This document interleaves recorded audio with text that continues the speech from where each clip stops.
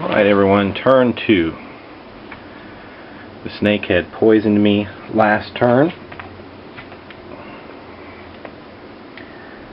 Taking a look at my options here during my hero phase, I can move or attack and then move. I think I'll do that. I think I will attack first and then move.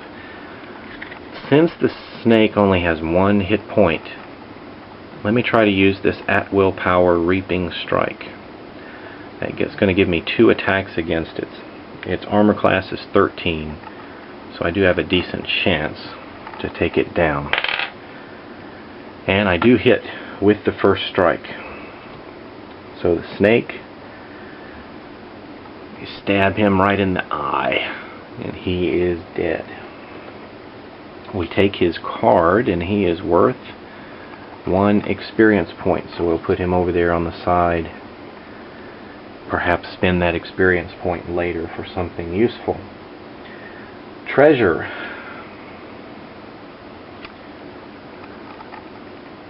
Around the area of the snake we happen to find a dwarven hammer.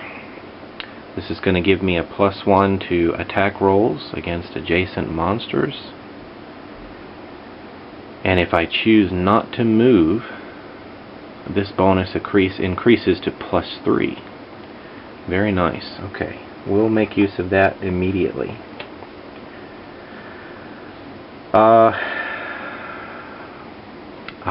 I shouldn't forget, I am poisoned. So during my hero phase here, I need to take a point of damage from the snake bite. Movement. Let's explore over this way. 1, 2. We'll stop there and see what is in the next tile. Ending my hero phase, I get to roll. I rolled a 19, and I have successfully overcome the poison. So that condition has ended. That roll of 19 would have been high enough on its own. I just needed a 10 or higher. Vistra here has a special power that gives me +5 on those rolls. So that will be nice, I hope, in the future. Exploration phase. Here comes the tile. It's a tile with a black triangle, so we're going to have another encounter card drawn.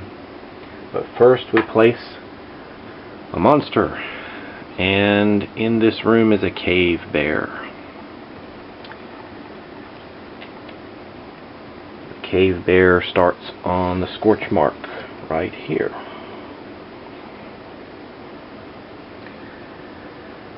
And let's take a look at this curse. Once again, this says, at the end of my exploration phase, find a monster that's not on my tile and place it adjacent to me. So this bear is quite upset that I'm in his territory and comes rushing up beside me, thus ending the exploration phase. Moving into the villain phase. I drew a tile with a black triangle, so I must resolve an encounter card. We've drawn a wandering monster. It says, a terrible monster wanders into view, attracted to your presence. Draw a monster card and place its figure on any tile with an unexplored edge. Wandering monsters. Boy, those bring back some memories. I started playing Dungeons and Dragons back in 1982. A gibbering mouther. Okay. Place it on an unexplored edge. Well, let's put him over here. Put him away from me for right now. And now it's time to activate the monsters. We move on down to the next part of the villain phase, which is activate each monster or trap in the order that they were drawn. So the first is the bear. The bear's tactics tell me that if it is adjacent, or if it's on the same tile, it attacks each hero on that tile with a frenzy of claws. Let's see, if the bear is on the same tile, it attacks each hero on that tile with a frenzy of claws. Alright, that's me. A 9 plus 6. 9, 10, 11, 12, 13, 14, 15. That's going to be a 15, and my armor class, in case you can't see it there, my armor class is 17. So perhaps my armor protected me from the bear's attack. So I am safe. But the gibbering mouther, I think we're going to drop down to the otherwise option and move this creature one tile closer to me. So I guess we're going to put it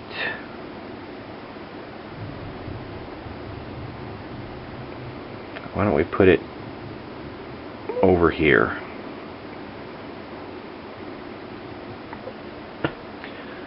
Alright, well that brings us to the end of this turn. 1 hit point of damage so far. I'm still cursed. It says at the end of my exploration phase I should roll the dice. I'm a little late doing that, but let's go ahead and resolve this. I rolled a 5, which is not high enough. This curse remains. So that ends this turn. Please join me for the next.